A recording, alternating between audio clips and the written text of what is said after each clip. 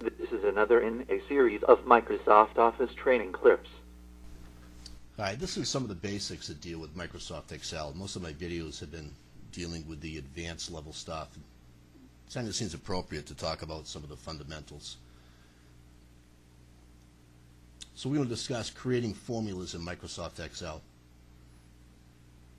Microsoft Excel can be thought of as a big calculator. With it, we add, subtract, multiply, and divide. We can also perform about 250 other kinds of calculations through the use of functions. I'm going to talk about arithmetic, and I'm going to talk about functions. In this spreadsheet, I have some examples that allow us to add, subtract, multiply, and divide, and then consider some basic functions. If I want to add the two numbers above the active cell in B8, I can create a formula to do so. Every formula must begin with the equal sign. This is the operator that tells Excel that we're about to do a formula. I'm then going to use the cell address for the calculation, B6. Now I just clicked on B6 to add it in the formula. You can type the cell address or you can click on it as I've done here in the spreadsheet. We now need the arithmetic operator. The arithmetic operator to add is the plus sign. If I click on B7, and the formula reads equals B6 plus B7. When I accept the event, I get the result. To subtract two numbers, again I start with the equal sign. The first value, the arithmetic operator to subtract is the minus sign, the second value, and accept. I'm accepting the formulas by holding down the control key and then hitting the enter key. That way I stay in the same cell. To multiply numbers equals value 1 with the asterisk, value 2, and accept. 9483 is the result of 321 multiplied by 123. To divide equals value 1 / to divide and then value 2. 321 divided by 123 is 2.60976, carried out 5 places to the right of the decimal.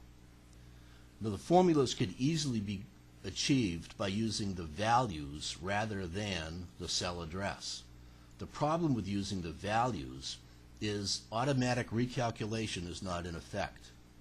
For example, if I go to the cell above the addition label, this is cell B4, I create the formula to read equals 321 plus 123. The result of that formula is 444. But if I change one of the values, 300, when I accept that change, this value changes, but the one above does not. This formula says, I don't care what's in cell B6 or B7, just add them together. This formula says, take two constant numbers, 321 and 123, and add them together. For the exponent, we're going to create a formula equals F6, and this is the caret symbol, it's holding down the shift key and typing the number 6, 3. When I accept the result, 125. 5 times 5 is 25, times 5 is 125. Watch what happens when I turn the numbers around. Equals F7, caret, F6, control enter, 243. 3 times 3 is 9, times 3 is 27, etc. Now, basic functions can be used as well to calculate statistically in Microsoft Excel. If I wanted to determine the average of these two numbers, I can go to the ribbon. From the drop-down, I can use the average function. When I do so, it views the first two numbers above the active cell, stopping at H5, which has text in it. The average of those two numbers is 222. If I want to find the smallest value within a range, it is the min function.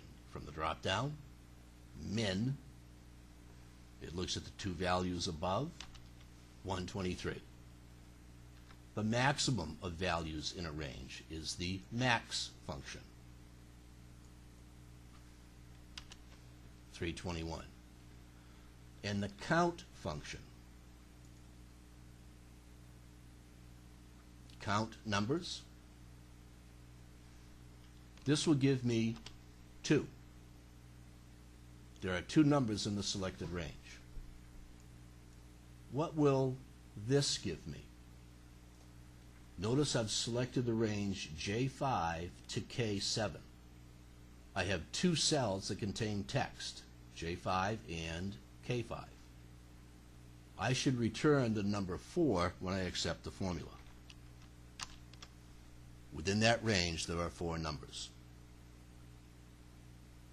So to review, Microsoft Excel can be used as a big calculator to add, subtract, multiply, or divide, and we can use common functions for basic arithmetic. The arithmetic operators to add are plus sign, to subtract the minus sign, to divide is the /, and the multiply is the asterisk. Another Microsoft Office training opportunity brought to you by the Office of on DellInstitute.com.